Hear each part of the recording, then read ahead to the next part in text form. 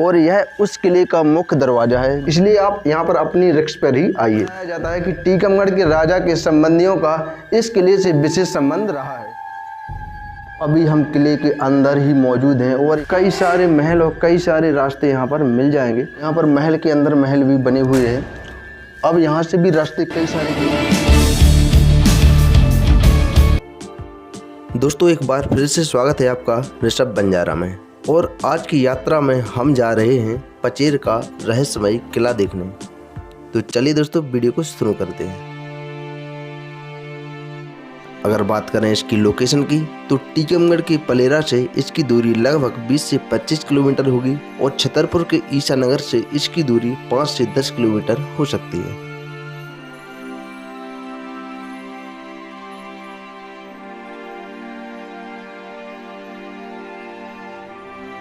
नमस्कार दोस्तों, स्वागत है एक बार फिर से एक और नए वीडियो में।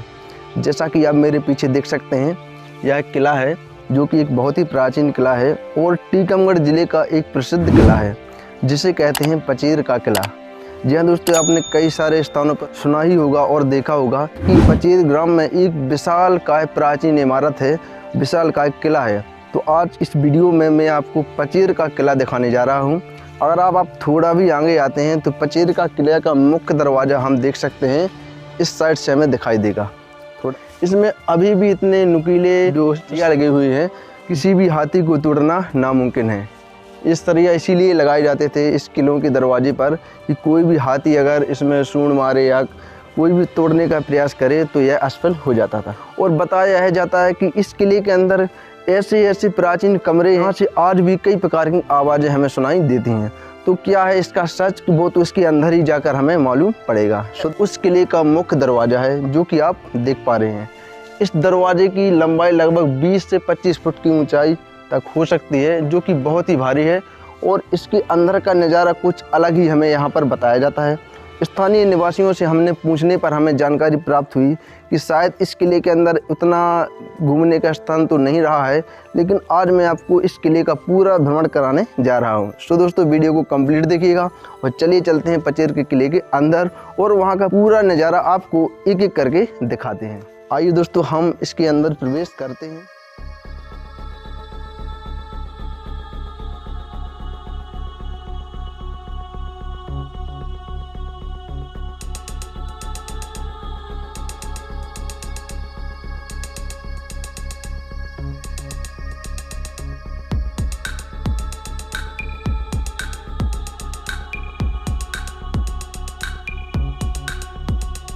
पिछले हिस्से पर जैसे ही हमारी नज़र जाती है तो कुछ इस प्रकार का विशालकाय दरवाज़ा हमें यहाँ पर देखने को मिल जाता है, और साथ ही इस साइड में दरवाज़ा हमें विशालकाय मिल जाता है जो अंदर प्रवेश करने का मुख्य दरवाज़ा होता है।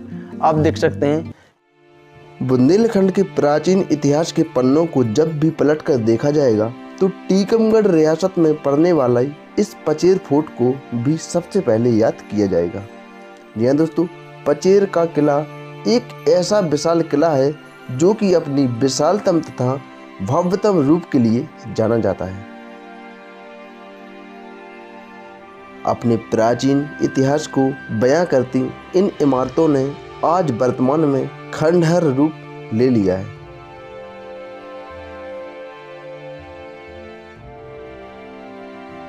जैसे ही हमारे कदम किले के आंतरिक भाग में पड़े तो कुछ नई जिज्ञासा के साथ हमारे मन में और ज़्यादा उत्सुकता इस किले के बारे में जानने को हो चुकी थी, और आखिरकार हम किले के अंदर पहुंच चुके थे। तो सबसे पहले हमें कुछ इस प्रकार का यह डिजाइनिंग वाला कमरा मिल जाता है जो कि इस प्रकार से, बाहर से हमें इस प्रकार का दिखता है, लेकिन अंदर हमें कैसा दिखता है आइए अंदर चलते हैं। यहाँ पर हम अंदर आते हैं तो कुछ इस प्रकार का नज़ारा हमें देखने को मिलता है। आप इस साइड से देख सकते हैं, यहाँ पर काफ़ी जर्जर अवस्था में यह महल हो चुका है। इस साइड से हमें आने पर कुछ हमें इसका आकार इस प्रकार का दिखाई देता है, और यहाँ पर कई सारी अब तो जो डिजाइनिंग होती थी वो यहाँ पर खंडहर हो चुकी है, टूट चुकी है, और यहाँ पर दरवाज़ों की हालत कुछ इस प्रकार से हो चुकी है। अगर हम इस साइड जाते हैं तो इस साइड से हमें इस प्रकार की खिड़की मिल जाती है जो कि आप देख सकते हैं, और यहाँ से बाहर जाने का रास्ता हमें मिल जाता है। यहाँ से हम ऊपर की ओर प्रवेश करने वाले हैं, जो कि हम महल के ऊपरी हिस्से पर पहुँच जाएंगे। तो चलिए यहाँ पर अगर आप आते हैं तो यहाँ पर आपको काफ़ी सावधानी बरतने की काफ़ी ज़रूरत है, इसलिए आप यहाँ पर अपनी रिस्क पर ही आइए।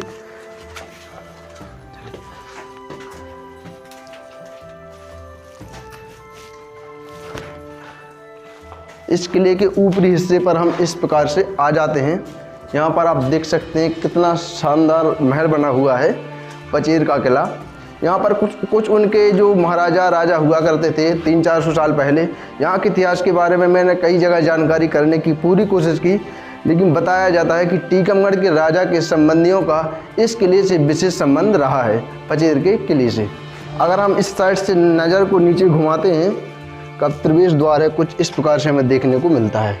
और बात करें अगर हम इस साइड जाने की, तो इस साइड से इस दरवाजे से हम अगर आते हैं तो कुछ इस प्रकार से हमें यहाँ पर कई सारे नए कमरे देखने को मिल जाएंगे। दोस्तों, हम किले की दूसरी मंजिल पर पहुँच चुके हैं और यहाँ से हमें सामने नज़र आ रहे हैं कुछ कक्ष, जहाँ पर हम आगे देखते हैं कि आखिर हमें क्या देखने को मिलता है। तो इसके अंदर हमने जैसे ही प्रवेश किया तो एक कक्ष के अंदर कई सारे कक्ष यहाँ पर हमें देखने को मिले। आप देख सकते हैं, इसके अंदर आएंगे तो यहाँ पर इस प्रकार के साइड में और थोड़ी ऊपर नज़र उठाएंगे तो यहाँ पर छत भी अभी त्रुटिपूर्ण है। तो अभी हम किले के अंदर ही मौजूद हैं और यहाँ पर हमें काफ़ी आवाज़ सुनकर काफ़ी डरावना महसूस हो रहा है।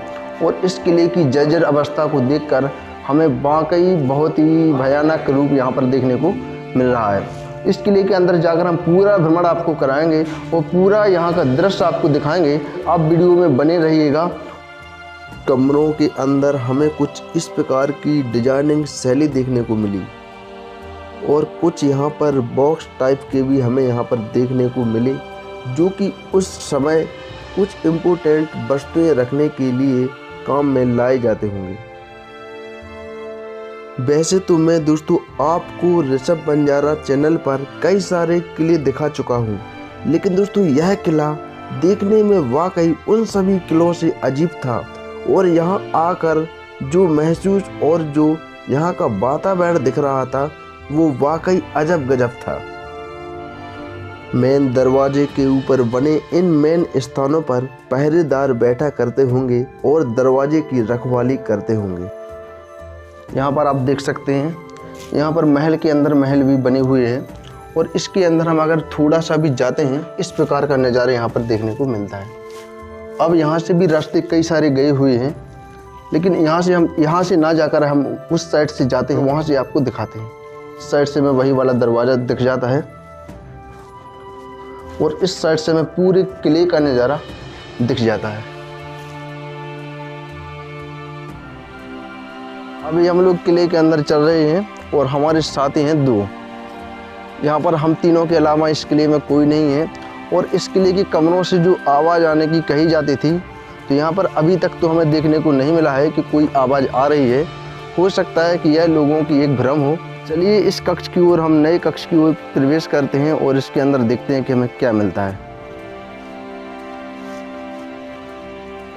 मिल जाता है जो कि यहाँ पर लिखा हुआ है जय श्री राम, और यहाँ पर इनका एक छोटा सा टेंपल भी बना हुआ है। अगर थोड़ा इस साइड हम नज़र घुमाते हैं तो कुछ इस प्रकार की प्राचीन इमारतें, उस किले के संबंधित प्रमुख कक्ष ही हमें देखने को मिल जाते हैं। हमारे लिए किलों को घूमना कोई नई बात नहीं थी, लेकिन इस किले में उस कमरे तक पहुंचना जहां तक लोग बताते हैं कि आवाज़ें विभिन्न प्रकार की आती हैं, वह हमारे लिए सबसे बड़ा चैलेंज था। और हमने लगभग किले का प्रत्येक वो कक्ष घूमा, प्रत्येक वो कमरा घूमा, जहां से हमें वह लगे कि आखिर वह कमरा कौन सा हो सकता है। किले के दक्षिणी भाग में इस कुएं का निर्माण किया गया होगा, जिससे जल की आपूर्ति पूरी होती होगी। आइए दोस्तों, किले के दक्षिणी भाग का हम सफ़र करते हैं और वहां पर देखते हैं कि वहां पर हमें क्या क्या देखने को मिलेगा। दोस्तों, दक्षिणी भाग में यह मेन दरवाज़ा हमें मिल जाता है और इसके अंदर जाने पर हमें कई सारे और महल और कई सारे विभिन्न प्रकार के कक्ष यहाँ देखने को मिल जाते हैं। खंडहर रूपी पड़े यह महल अपनी ऐतिहासिक गाथा बयां कर रहे हैं।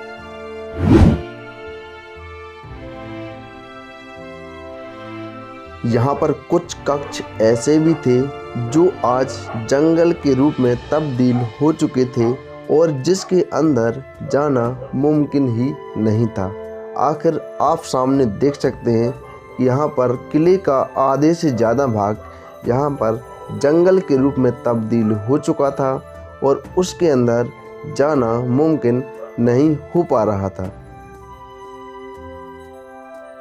संपूर्ण किला घूमने के बाद आखिरकार हम लौट चुके थे और हमें कहीं भी ऐसा कोई कमरा नहीं मिला था जहां से यह बताया जा सके कि कोई भयानक या डरावनी आवाज़ आ रही हो।